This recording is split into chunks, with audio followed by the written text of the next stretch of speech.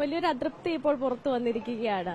ആദ്യഘട്ടം മുതൽ അതൃപ്തി ഉണ്ടായിരുന്നു എന്നുള്ള വാർത്തകൾ പുറത്തു വന്നിരുന്നു. താങ്കൾ അത് വിസമ്മതിക്കുകയാണ് ചെയ്തിരുന്നത്. പക്ഷേ ഇപ്പോൾ താങ്കൾ തന്നെ പറഞ്ഞ ഒരു വീഡിയോ പുറത്തു വന്നിരിക്കുകയാണ്. ഞാൻ മേയറാകാൻ വേണ്ടിയാണ്. ചോദ്യം മനസ്സിലായില്ല. മേയറാകാൻ വേണ്ടിയായിരുന്നു ശരിക്കും മത്സരിച്ചത്. എനിക്ക് അതൃപ്തിയില്ല, എനിക്ക് വിസമ്മതമില്ല, എനിക്ക് സന്തോഷമേ ഉള്ളൂ. ഞാൻ ഇന്റർവ്യൂവിൽ പറഞ്ഞ കാര്യങ്ങള് കറക്റ്റാണ്, സത്യസന്ധമാണ്, 100% സത്യസന്ധമാണ്. ജയിച്ചു വന്നാൽ ചിലപ്പോൾ മേയറായിട്ട് പരിഗണിക്കാം എന്ന് പറഞ്ഞിട്ടുണ്ടായിരുന്നു. അങ്ങനെയുള്ള ഒരു ക്യാമ്പയിനിങ് ആയിരുന്നു ഞാൻ നടത്തിയിരുന്നത്. അപ്പം ഇലക്ഷന് വേണ്ടി നമ്മൾ പ്രചാരണം നടത്തുമ്പോൾ ഇതും കൂടെ ഉൾപ്പെട്ട ഒരു പ്രചാരണം. ബാക്കി BJP ജയിച്ചു വരണം, എല്ലാവരും ജയിച്ചു വരണം, ഞാൻ മാത്രം ജയിച്ചാൽ പോരാ, എന്റെ പാർട്ടി ഷുഡ് വിൻ, ഈ പാർട്ടി BJP നഗരസഭാ ഭരണം പിടിച്ചെടുക്കണം എന്നൊക്കെയുള്ള ആഗ്രഹത്തോടു കൂടി തന്നെ പ്രവർത്തിച്ചതാണ്. അതുകൊണ്ട് എനിക്ക് ഇതിനകത്ത് ഒന്നിനും നീരസമില്ല. ജയിച്ചു വന്നല്ലോ, ഇതിൽ പരം സന്തോഷം വേറെന്തുണ്ട്? ശരിക്കും അല്ലെങ്കിൽ മേയർ സ്ഥാനം തരാമെന്ന് പറഞ്ഞതുകൊണ്ടായിരുന്നു തിരഞ്ഞെടുപ്പിലേക്ക് വന്നത്. എനിക്ക് ആദ്യം ഒരു വിസമ്മതം ഉണ്ടായിരുന്നു. ഞാൻ സ്ഥാനാർത്ഥികൾക്ക് വേണ്ടി പ്രവർത്തിച്ചോളാം, മേയർ ഈ ഇലക്ഷന് ഞാൻ നിൽക്കുന്നില്ല എന്ന് ഞാൻ 2-3 പ്രാവശ്യം പറഞ്ഞതാണ്. പക്ഷെ നിർത്തിയപ്പോ അവര് പറഞ്ഞിരുന്നത് വെറും കൌൺസിലറായിട്ട് നിർത്തുന്നില്ല. ഞാൻ പറഞ്ഞതാണല്ലോ, അതൊക്കെ നിങ്ങൾ കേട്ടതല്ലേ, വീണ്ടും വീണ്ടും വീണ്ടും പറയണോ?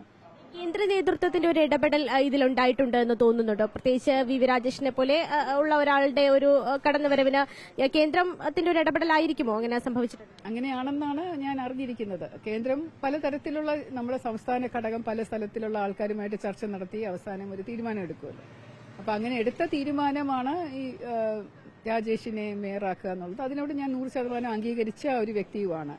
അതിനു മുമ്പ് നടന്ന ചർച്ചകളിലും കൌൺസിലർമാരോട് നടത്തിയ കൌൺസിൽ യോഗത്തിലും ഒക്കെ ഞാൻ അത് 100% അംഗീകരിക്കുന്നു. പാർട്ടി എടുക്കുന്ന തീരുമാനത്തോട് കേന്ദ്ര നേതൃത്വവും സംസ്ഥാന നേതൃത്വവും എടുക്കുന്ന തീരുമാനത്തിനോട് ചേർന്ന് ഞാൻ നിൽക്കും എന്ന് ഞാൻ പറഞ്ഞതാണ്. അപ്പൊ ആ വാക്ക് ഞാൻ മാറുന്നില്ല, മാറ്റിയിട്ടില്ല. കൌൺസിലറായിട്ട് പ്രവർത്തനം ആരംഭിച്ചിരിക്കുകയാണ്. 5 ദിവസമായി ഇപ്പോൾ ഓഫീസ് തുടങ്ങിയിട്ട്. അപ്പം ഒരാഴ്ച കൂടുതലായി. അപ്പം എന്ത് തോന്നുന്നു ഇപ്പം ഒരു കൌൺസിലറായിട്ടുള്ള പ്രവർത്തനങ്ങൾ എങ്ങനെയാണ്? നല്ല രീതിയിൽ പോകുന്നു. എനിക്ക് നല്ല സപ്പോർട്ട് കിട്ടുന്നുണ്ട് ജനങ്ങളുടെ കയ്യിൽ നിന്ന്. അവരെന്നെ സ്നേഹിക്കുന്നുണ്ട്.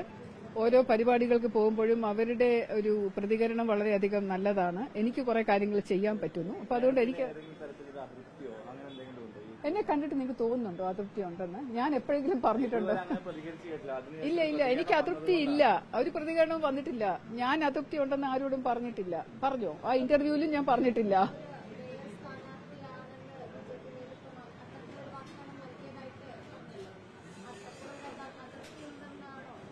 അല്ല, അതൃപ്തിയല്ല. അന്ന് അങ്ങനെ ഒരു ആഗ്രഹം സ്ഥാനാർത്ഥിയാകുമ്പോൾ അങ്ങനെ ഒരു ആഗ്രഹം പാർട്ടിക്ക് ഇവിടെ സംസ്ഥാന നേതൃത്വത്തിന് ഉണ്ടായിരുന്നെങ്കിൽ ആ ആവശ്യം, ആ ആഗ്രഹം ഞാൻ അംഗീകരിക്കുന്നു. ഇപ്പൊ അങ്ങനെ ഒരു ആവശ്യമല്ല ഉണ്ടെന്നുള്ളത് അത് ഞാൻ അംഗീകരിക്കുന്നു. എനിക്ക് അതൃപ്തി തൃപ്തി ഒന്നും ഇല്ല. അങ്ങനെയല്ല, നിങ്ങൾ കണ്ടുപിടിക്കുന്നതാണ്. പത്രക്കാരാണ് അത്. എനിക്ക് അതൃപ്തിയാണ്, എനിക്ക് ഇതാണ്, നിങ്ങൾക്ക് പകരം ഇത് വെച്ച് നീട്ടി പകരം എന്റെ അസൃപ്തി മാറ്റാനായിട്ട് എനിക്ക് മറ്റേ സ്ഥാനം അങ്ങനെ ഒന്നുമില്ല. സ്വാഭാവികമായിട്ടും തെരഞ്ഞെടുപ്പിൽ മത്സരിക്കുന്നില്ല എന്ന് പറഞ്ഞ ഒരാള് മേയർ സ്ഥാനാർത്ഥി ആക്കാം അല്ലെങ്കിൽ മേയർ ആക്കാം എന്ന് പറഞ്ഞുകൊണ്ട് മത്സര രംഗത്തേക്ക് കൊണ്ടുവരുന്നു. അതിനുശേഷം അവസാന ദിവസം പോലും മാഡം തന്നെ ആയിരിക്കും മേയർ എന്ന തരത്തിലുള്ള ചർച്ചകൾ വരെ ഉയർന്നു വന്നതാണ്. പിന്നീടാണ് പെട്ടെന്നൊരു ട്വിസ്റ്റ് ഉണ്ടാകുകയും വി രാജേഷിലേക്ക് ആ സ്ഥാനം പോവുകയും ഒക്കെ ചെയ്തത്. അപ്പൊ അങ്ങനെ ഒരു സാഹചര്യത്തിൽ തീർച്ചയായിട്ടും ഒരു അതൃപ്തി ഉണ്ടാകില്ല. മാഡം ആ ഇന്റർവ്യൂവിൽ പറഞ്ഞത് തന്നെ അത്തരത്തിലൊരു കാര്യമാണ്. പിന്നെ അന്ന് തെരഞ്ഞെടുപ്പ് ഞാൻ അങ്ങനെ പറഞ്ഞിട്ടില്ല. ഇന്റർവ്യൂവിൽ ഞാൻ പറഞ്ഞിട്ടില്ല. സത്യസന്ധമായിട്ട് ഓണസ്റ്റ് ആയിട്ട് അപ്പോൺ മൈ ഹാർട്ട് ഞാൻ പറഞ്ഞിട്ടുള്ളതാണ്. എനിക്ക് അതൃപ്തിയില്ല. ഞാനും കൂടെ എടുത്ത തീരുമാനമാണ്. കൌൺസിൽ ഡിസിഷൻ എന്ന് പറഞ്ഞാൽ ഞാനും കൂടെ എടുത്ത തീരുമാനം. അല്ല, അങ്ങനെ എന്നെ നിർത്തിയപ്പോ അത് എനിക്ക് ഞാൻ കൌൺസിലർ ആകാനായിട്ട് മത്സരത്തിൽ നിൽക്കാൻ വിസമ്മതിച്ചിരുന്നപ്പോ എന്നോട് പറഞ്ഞിരുന്നതാണ് വെറും കൌൺസിലറായിട്ടല്ല ഞങ്ങളെ കാണുന്നത്, അതിലുപരിയായിട്ട് തിരുവനന്തപുരം നമ്മുടെ ഇലക്ഷന്റെ ഒരു മുഖമായിട്ട് ഞാൻ നിൽക്കണം, എല്ലാവർക്കും കൂടെ വേണ്ടി പ്രവർത്തിക്കണം, മേയർ സ്ഥാനാർത്ഥിയായി ഞങ്ങൾ പരിഗണിക്കുന്നുണ്ട് എന്ന് പറഞ്ഞു എന്നുള്ളത് ശരിയാണ്. ആ സമയത്ത് അങ്ങനെ തന്നെ ആയിരുന്നു എന്നുള്ളത് നിങ്ങൾക്കും അറിയാം, പത്രങ്ങൾക്കും അറിയാം, ഇവിടെയുള്ള ജനങ്ങൾക്കും അറിയാം. അപ്പൊ അതുകൊണ്ട് അതായിരുന്നു റിസൾട്ട് വന്നു.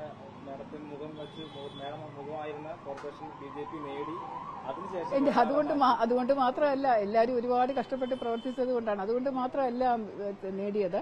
നമ്മുടെ 50 കൌൺസിലേഴ്സും വളരെ ആത്മാർത്ഥമായിട്ട് പ്രവർത്തിച്ചു. അവർക്കുള്ള സപ്പോർട്ട് BJP സംസ്ഥാന നേതൃത്വം നല്ല രീതിയിൽ നൽകി. നല്ല രീതിയിലുള്ള ഒരു പ്രചാരണം നടത്തി. പിന്നെ സത്യസന്ധമായിട്ടുള്ള കുറെ കാര്യങ്ങൾ നമുക്ക് തുറന്നു കാണിക്കാൻ സാധിച്ചു. ഇതൊക്കെ കൊണ്ടാണ് ജയിച്ചത്. ഇതിനകത്തൊരു ഘടകമായി മാറിയെന്നേ ഉള്ളൂ എന്റെ സ്ഥാനാർത്ഥിത്വം. അത്രേ ഉള്ളൂ. മാത്രം ഇരിക്കാൻ ബിജെപി ആഗ്രഹിക്കുന്നില്ലെന്നാണ് കേൾക്കുന്നത്. വട്ടിയൂർക്കാവ് മണ്ഡലത്തിലടക്കം അതെനിക്കറിയില്ല, എന്നോടൊന്നും പറഞ്ഞിട്ടില്ല. ബിജെപിയുടെ ആഗ്രഹം എന്താണെന്നുള്ളത് നിങ്ങളല്ലല്ലോ പറയേണ്ടത്, ഈ പത്രക്കാരാണോ പറയേണ്ടത്? ഒരു ഓഫർ വന്നു ഞാൻ മത്സരിക്കും. ഓഫർ വന്നിട്ടില്ല. വന്നു കഴിഞ്ഞാൽ മത്സരിക്കാൻ എനിക്ക് താല്പര്യമില്ല. ഞാൻ ഇവിടെ ഹാപ്പിയാണ്. ഇവിടുത്തെ ജനങ്ങളെ സേവനം ചെയ്തുകൊണ്ട് 5 വർഷം തുടരാനാണ് എന്റെ തൽക്കാലത്തെ തീരുമാനം. പാർട്ടിയിലെ ഒരു വളരെ അച്ചടക്കമുള്ള പ്രവർത്തകയായിട്ട് ഞാൻ തുടരും. തൃപ്തയാണ്, ഹാപ്പിയാണ്. ഞാൻ ഇവിടെ തന്നെ ഒരു 5 വർഷത്തേക്ക് നിൽക്കാനായിട്ട് ആഗ്രഹിക്കുന്നു. എനിക്ക് ഒരുപാട് പ്ലാൻസ് ഉണ്ട് മനസ്സിൽ. തിരുവനന്തപുരത്തെ ഏറ്റവും നല്ല വാർഡുകളിൽ ഒന്നായിട്ട് ശാസ്തമംഗലം മാറ്റാനുള്ള മനസ്സിൽ കുറെ ഐഡിയാസ് ഉണ്ട്. അതൊക്കെ എനിക്ക് നടപ്പിലാക്കണം എന്ന് ആഗ്രഹമുണ്ട്.